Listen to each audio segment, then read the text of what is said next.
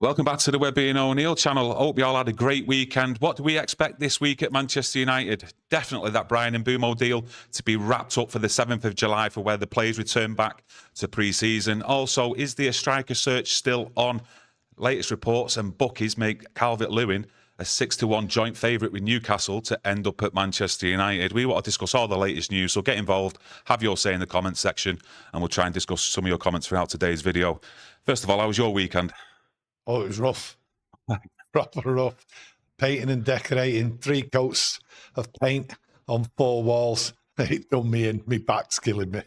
Well, it looks like you had plenty of breaks because you've got a bit of a suntan, so... Yeah, there was a few breaks, you know what I mean? You've got to take them breaks. Few cups of tea. Yeah, a few cups of tea. You've got to take them breaks. No, it's a job I had. Most men do not like painting and decorating. And me, I did suffer this weekend. But hey, I'm here now and I'm ready to go. Like I say, I hope you all had a great weekend. But like you just mentioned there, what we expect this week, Bryan and Mbeumo, we need that wrapped up, surely. Yeah, well, what it is, I've been looking forward to the till tomorrow, the 1st of July. And as we know, this club, it's run by accountants at the moment. And I have said 1st of July, that's when it'll be sorted, Mbeumo.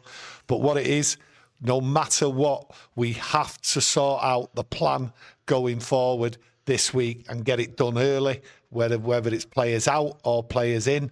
They have to do it this week, as far as I'm concerned. Rúben Amorim needs every bit of help he can get, and there is no point wasting our time going to the end of the transfer window. It needs to be done and sorted this week by the accountants. We need to know, and we need to see bids going in or a statement saying this is it.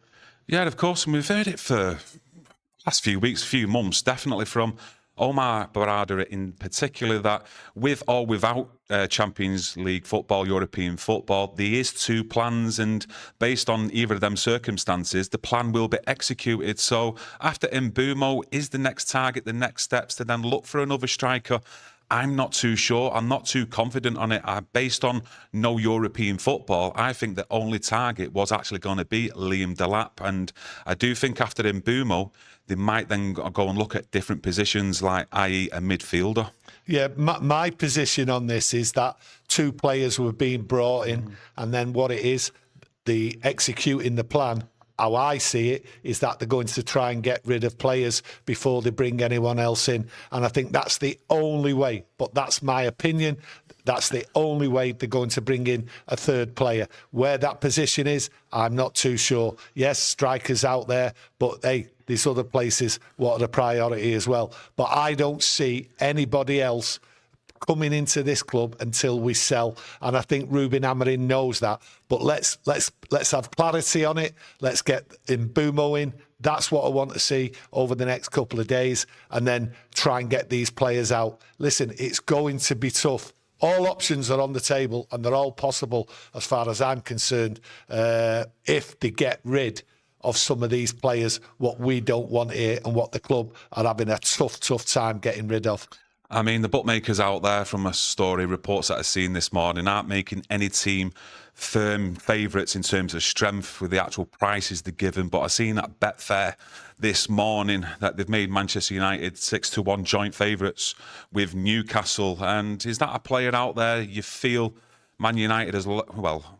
The more and the longer the transfer window goes, it might be options that might actually arise on the table at some point. You mean an option for Calvert-Lewin? Yeah, Calvert-Lewin, did I say? Or did I say someone else? No, you didn't say anyone else. I'm just reaffirming it because I'm absolutely stunned with that name coming up. What you don't want to see is what went on previous. We've seen players come in at the death, desperation stakes, and it never works. Calvert-Lewin, that's not really what United should be doing. We've heard this club talk about going forward, mistakes of the past, and we don't want to see players like this. This isn't what we want going forward, and I'm sure Rúben Amorim would just go absolutely mental if he didn't get the players what were available, and United didn't have the money, and then to come in and get somebody like Calvert-Lewin, we just don't need. We're trying to get players out of the squad.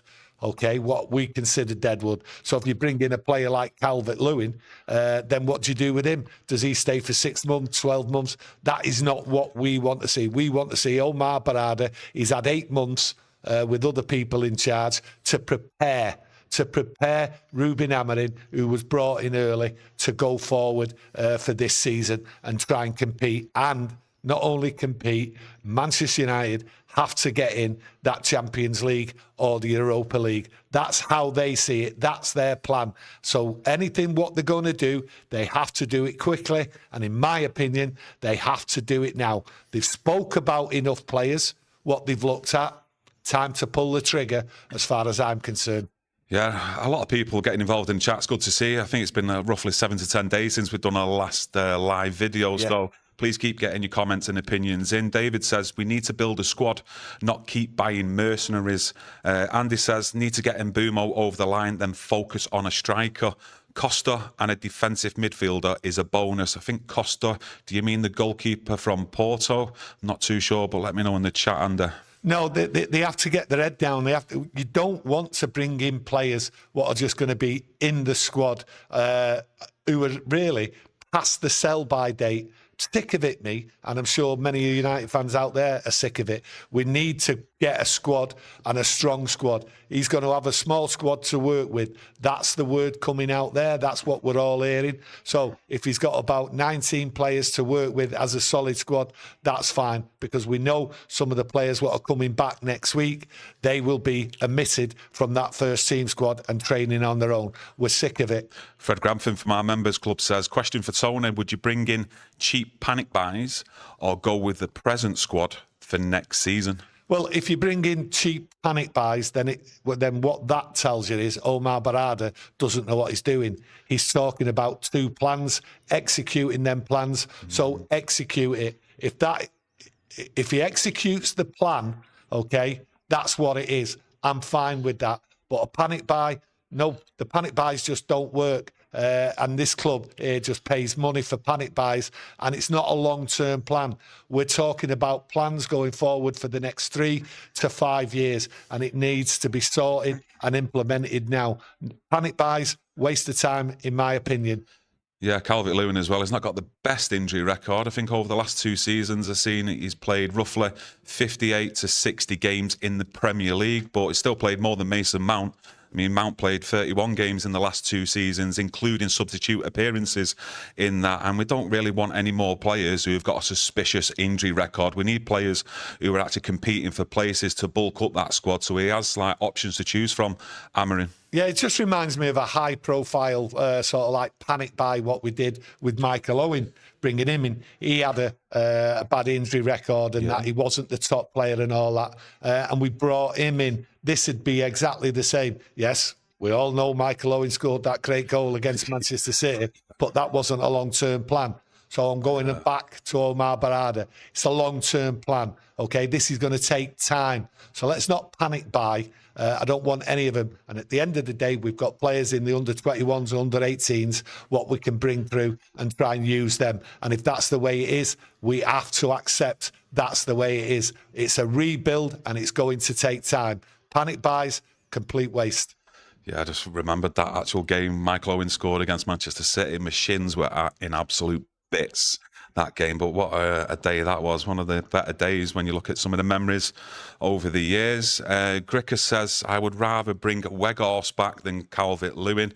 Other people have just seen mentioned they'd rather bring Cavani back than Calvert-Lewin. So I'd definitely bring Weghorst back.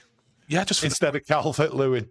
Yeah, you would. Yeah, because you know he's going to be available and he's actually going to put a hard graft in. That's right. On the pitch. But let me know what your thoughts and opinions are based on, are you actually confident United will actually bring in a striker this summer, or do you think they'll just go and look at other targets in other positions? Because I think it's a big debate out there, especially when you've been looking at our comment section over the last few videos. Yeah, I think what it is, I think if you look at the position of Højlund, what's going out there, we know there's been lots of comments out there, rumours, stories and everything, okay, but we take them all with a pinch of salt. And I think all options are possible with Højlund, okay? He could stay.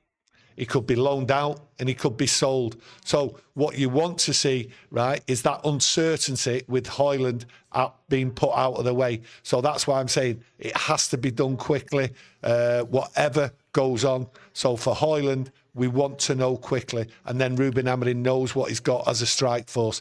But for me, I think Højlund stays anyway. I don't think United are looking to sell him. I think they'll give him one more year, just as I think the same with Onana. I think they're going to work with Onana for one more year. Yeah, I do get the feeling, to be honest with you, though, that if Højlund is still here and we've still got Xerxes and there's no striker in come that first game of the Premier League season, I do think he will start to go with Xerxes over Højlund, though, especially if you've got the likes of Cunha and Mbeumo in behind him. I think that actually works a lot better. You get probably more control further up the pitch and sustained attacks as well because of them two. I think what it is, I'm undecided, me. I'm undecided on how it's going to look, how it's going to work.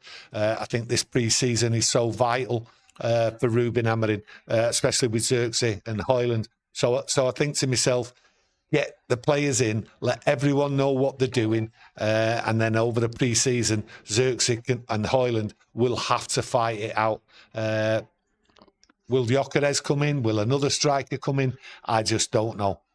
Yeah, Fred Grantham, Fred the Red, has gifted 5 memberships. The 5 people who've been gifted them memberships. A big thank you to Fred the Legend. In other news as well today, it's looking like Darren Fletcher is set to take over as the under-18s coach. They are currently in talks, but it is widely expected by a lot of outlets out there that he will be named the under-18s manager. Yeah, I think he's been frozen out of the first team, being in and around there. He was around there a lot. He's had lots of jobs, technical director, everything else in there. And I think this opportunity came vacant, and I think they've just put him in because he was there. I don't think he was looking at it. I don't think the club were looking at it. I think the under-18s manager, he's gone. I think he was headhunted, and they put Darren Fletcher in there. But Darren Fletcher had no role in that first team because if you look at Rúben Amorim and all the people around, they were all in the jobs and everything. There was no room. They're Rúben Amorim's men, and that's why it's important to get everything sorted as early as doors. Yeah, the thing is, though, with Fletcher, if you look over the last, especially like 2 to 3 years, when there is like sackings or coaches leaving, being sacked or just moving on, he always seems to survive. There must be something there, though, in him, what he can actually bring to the table, surely. I know he holds a UEFA A licence and bits like that. Is that enough, really, to be the under-18s manager or involved in the actual first-team coaching setup at Man United? You know, you let me know out there, but he always seems to survive. So there must be something there. There must be some sort of qualities there, because I don't think these suffer fools in the background here, the likes of Omar Barada, Wilcox, especially Sir Jim Ratcliffe, with the amount of culling they've done. So he must bring something to the table. It must bring something to the table, but I don't see it. Do you think it's just a stopgap? I just don't see it. I think he's been very lucky to be put in one job. He's jumped people and got positions I never thought he would get. I do remember a conversation you and I had with an ex-footballer, and he was talking about Darren Fletcher, and he turned around and said he's excellent in what he does, which took me by surprise. He actually said he's very meticulous in what he does, and he watches a lot of games of football, not just in England, but around Europe as well, going to games. Yeah, well, it's funny, Darren Fletcher, under-18s manager, he's going away with the under-21s, the under-18s on Wednesday. They're in Germany for 5 days. They're out there, I think, at the Adidas training camp over in... I'm not too sure where it is in Germany, to be honest with you. Anyone knows, let us know. But they're going away. So he's got 5 days away, so that'll be a good start for him. But hey, you know, stranger things have happened. He might come good at it. Stranger things have happened, and you look at the future as well, with him still being at Manchester United, may look at it like he's getting an education there as a manager. I mean, stranger things where he could possibly the future Manchester United manager. I mean, you look at Kieran McKenna, who was at Manchester United as well, coaching around the youth setup as well, then going into the first team, he went over to Ipswich, and he was a manager as well under consideration from the likes of the Omar Barada and the current setup here at United. Not for me. Becoming the United manager. Not for me, and not for a lot of people out there. Because I'm not saying it's the right thing, but it's not for me. And I don't think it'd ever happen. A lot of people would be up in arms, as far as I'm concerned. It depends what happens, though, in his actual managerial career. If he does go on to manage someone and he does well there, and that's what it's always based on, isn't it? Managers getting results, and then they're always in the frame. I want action now. I don't want to be thinking about 5, 10 years' time. Yeah, no, we do. We need to concentrate on the now. But a lot of you as well, getting involved in the chat with the striker situation. A few of you mentioning different names. Obviously, the Gyokeres talk doesn't seem to go away, but there always seems to be a lot of talk, but actual no substance to it with Gyokeres, don't it? It always seems to be from the president over at Sporting, either Gyokeres, his agent, without any clubs actually putting bids in. I mean, where do you see his future? Gyokeres? Yeah, do you see it at United? Do you see it at Arsenal? I think Gyokeres could go anywhere. I'm absolutely baffled by all the stories out there, especially over the last week. From a United point of view, is there any money? I don't believe there's any money for him. The Gyokeres Sporting president, he's at it, and I mean he's bang at it. I was behind him a fortnight ago, but I'm looking at him and listening to him, and he's already quoting prices he's seeing for other players what have been sold and bought by clubs, and he's sort of quoting them prices. So for me, there really should be a price out there already for Gyokeres, and there isn't. And he's playing the game. The thing is, he's playing the game. Yeah, he has said, hasn't he, that he definitely won't go for less than €60 million plus €10 million in add-ons. Now, it's a bit of a strange one, though, to come out publicly and actually set a figure. Do you think a club has actually had talks with him around that figure, or has he just set that figure himself, do you think? Well, I can definitely say I don't believe that United have had any conversations about price or anything like that. And that's what it's all about. And that's why I don't believe they're going to get Gyokeres. I said it the other week. I think he'll go to Arsenal or someone like that. There's a few other clubs looking at him. But for me, the price is going to be too expensive for United because there is no money. And we won't know how much money we've got to spend, if we've got any at all, unless we get rid of players. And that to me, that's an emergency, what has to be dealt with this week. Yeah, I don't want to see United pressing that emergency button over this summer transfer window, because they've said it themselves publicly. There won't be any knee-jerk reactions to actual signings coming in the club. But Patrick Shields, got to go back to you, mate. Apologies for the late shout-out with your super chat. Much appreciated. He says, loves to shoot, does Calvert-Lewin.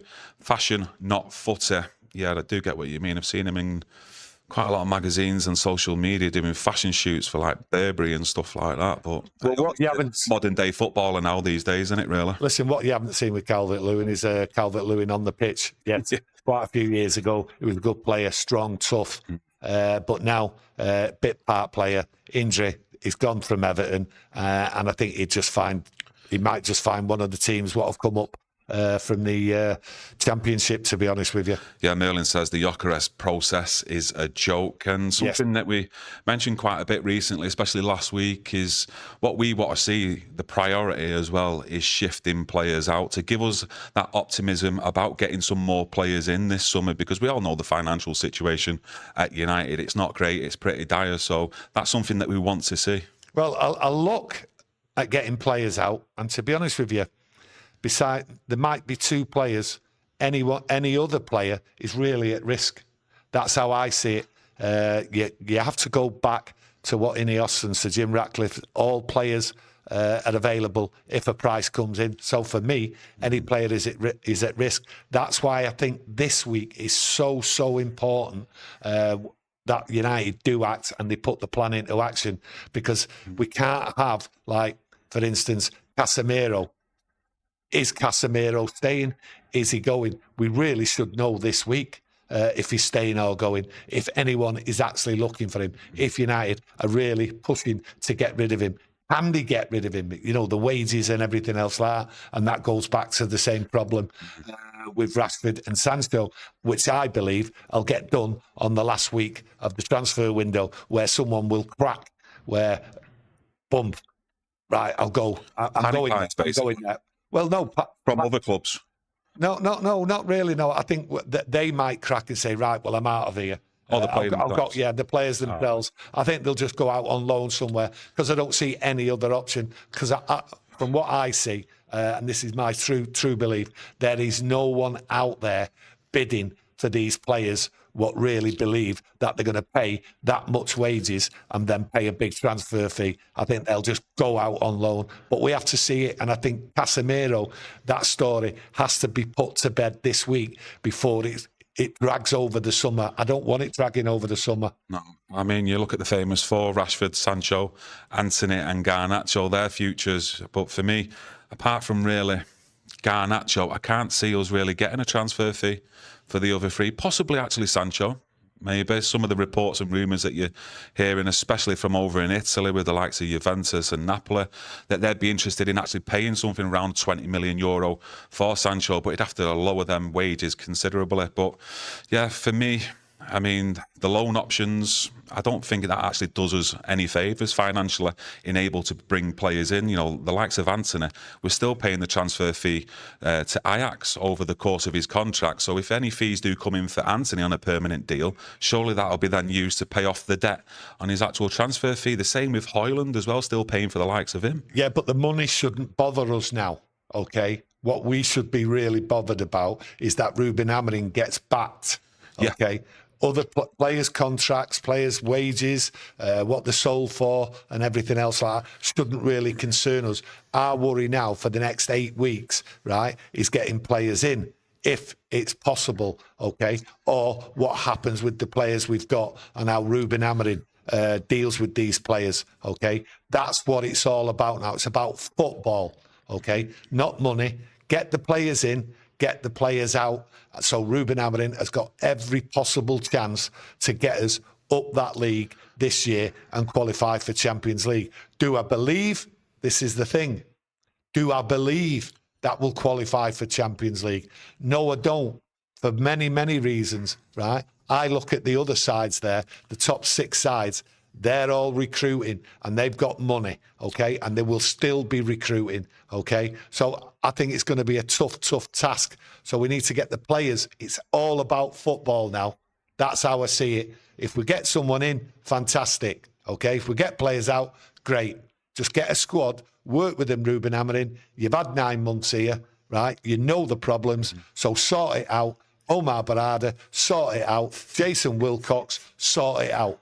Because we're sick of it. I just want football now. And most people out there just are just concentrating on the football. We're looking forward to it. I'm looking forward to this pre-season, but I am looking forward more for tomorrow, because I think this is the start of something where we will see changes.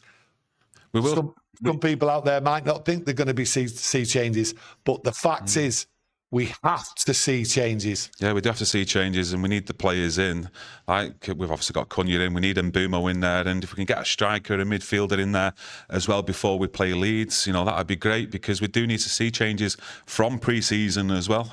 I know a lot of people out there look at the pre-season just friendlies, not much really in it. You can't really gauge anything from it going into a Premier League campaign. But based on what we'd suffered last season and how dismal it was, we need to see a bit of like something different, something to give us that optimism going into the season. Because it's going to be difficult as well. I think that Amorim's got that job of changing the mentality from a losing mentality in the Premier League into a winning one. I think that's difficult in itself.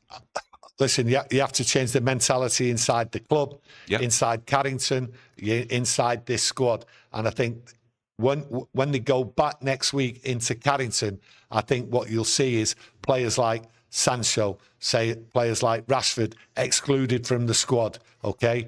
Get the bad eggs out, move them along. And I think that is in there. I think there is a change coming, and I think there's been certain things implemented this year which have caused chaos, where the players have had the power.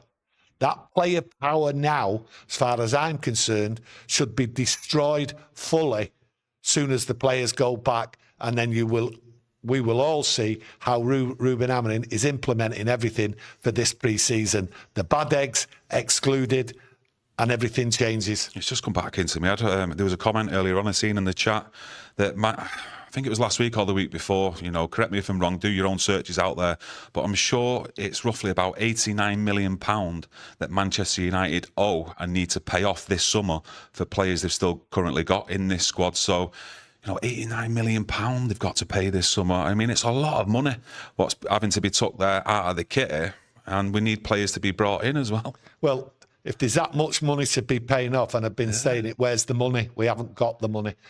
We are paying it off. So for me, Garnacho gets sold. If we get a few quid in for him, is that money going to be used? I don't think so. Yeah, a lot of you is getting involved. A few of you people doing my job out there, saying to smash the like button, help support the channel. Thank you. And it's actually much appreciated as well, as you all know out there. And one of the bit of news that I did see this morning wasn't really in relation to United, and it was Chelsea going for João Pedro from Brighton. Now, let me know if I'm wrong out there, but I've seen a reported fee of £50 million, and I'm thinking, surely he's worth a punt, João Pedro. £50 million. They've also got Liam Delap already. I mean, you're looking at our striker options, our rumoured options out there of your Gyokeres, that Ekitike, 80 to 100 million from Eintracht Frankfurt, and you're looking at João Pedro, Premier League proven, in my opinion, looks a decent player. He's always played well against us. Every single time I've watched him. I mean, £50 million, is that not worth a punt? João Pedro, he's got that aggression, he's got the intensity. You think of him up top with Mbeumo, Cunha behind him. I mean, that's a strike force that's going to get right stuck in. Yeah, but you just can't look at this state of United. Chelsea, I don't know where they're getting the money from. Oh, yeah. I just don't know where they're getting the money from. Do you know what I mean? Some people out there are saying, where United getting the money from? They're so much in debt. You look at Ratcliffe, he's talking about, I save United from going bust and all that. I know, but you look 6 months away. But, yeah, they're getting players in. You look at Chelsea there, though. If it is £50 million from what I've seen anyway, they've got Liam Delap. I mean, João Pedro and Liam Delap for a combined fee of £80 million. I think that's good business, Yeah, but really good business. When you're looking at maybe Gyokeres for what they want over there, is it roughly 70 million, 80 million? Well, it's a reported fee, so that's what we're going off. But the thing is, getting a striker, it's going to be complicated. And I think any other signings we're getting is complicated, and it's all down to shuffling the pack and getting people out. But for me, I'm not worried about anyone else, to be honest with you. I'm worried about this summer. This summer is the most important summer for a long, long time. We can't go finishing 15th, and we have to come back strong. And Rúben Amorim, he's got his team in there. Like I said before, 9 months of carnage and chaos. That's what we've had. And if you can't sort that out and you can't have a plan to turn that around and implement it in the next couple of weeks, then we are in for carnage and chaos again. That's why I'm saying this week, come the 1st of July, you need to see action. I'm not having carnage and chaos. I do expect a little bit of that going into next year. There always is, no matter who you are. But the thing is, I want to see a plan implemented, and I'm not worried about other teams, because I think the other teams at the moment can smash us out of the water when it comes to buying players. And I think the 2 expensive players, a lot of money on Cunha and then Mbeumo. I think that's United's kitty been battered. Yeah, you're looking at the likes of Liverpool, Arsenal, Man City. Obviously, they're going to be the front runners, probably challenging from the Premier League next season. But for me, I am worried when the likes of, if you're Newcastle, your Chelsea, your Aston Villa and the likes, if they start strengthening, because I don't want the gap between us and them getting any bigger compared to what it was last season. I mean, Cunha and Mbeumo would be a great start, but it still needs adding up there in terms of firepower for me to close that gap and maybe compete around that area for 5th and 6th place. Maybe I'm dreaming with 5th and 6th, but we've got to have some sort of target and some hope next season, because I'm not going into next season thinking we're finishing mid-table. Listen, I mean, that'll depress me every week coming here to Old Trafford. I'm going into next season thinking, can we compete, score goals against Bournemouth and Crystal Palace, who score goals? Okay, that's the gap. Okay, that's the reality. I'm not getting carried away in fantasy land. It's one step at a time. Okay, Palace smashed us. Bournemouth smashed us. Okay, that's the attack. That's the style of play they've got. Yeah. Attacking football. We need to overcome them first before we worry about the top 6. I've already said a few weeks ago when I did an interview with that Mark Goldbridge, I turned around and said, I believe we will achieve 8th. I think that's United's target. To think above that when you've got the struggles we had against Bournemouth and the likes of Crystal Palace, anyone thinking above that, really, I think they're pushing it too far. Yeah, I definitely believe that the targets from inside the club next season will be to finish in the Europa League places and get Europa League football 1,000,000%. It's already come out before the last season finished about actual budgeting and actual how much money they have to spend in transfer windows based on Europa League qualification. I've never known a game of football, right, won with a pen and a piece of paper writing down budgets and all that, okay? It's about what happens on the pitch, and it's about the competition, the strength of the team. That's what it's about. And the strength of this team at the moment, I have a worry that we'll be able to overcome Bournemouth and Crystal Palace. Top comments there. I think Tony O'Neill for Sporting Director. I think that job's still open at the moment at Manchester United. But I'd just like to thank you all for joining us today, getting involved in the chat as usual. Please help us out and support the channel by smashing that like button. And we'll be back tomorrow with another live video. So get that notification on. Come and join us. And let's get stuck into another Manchester United chat. Enjoy your day, everyone. And we'll see you again soon. Much love. Thank you. Thank you.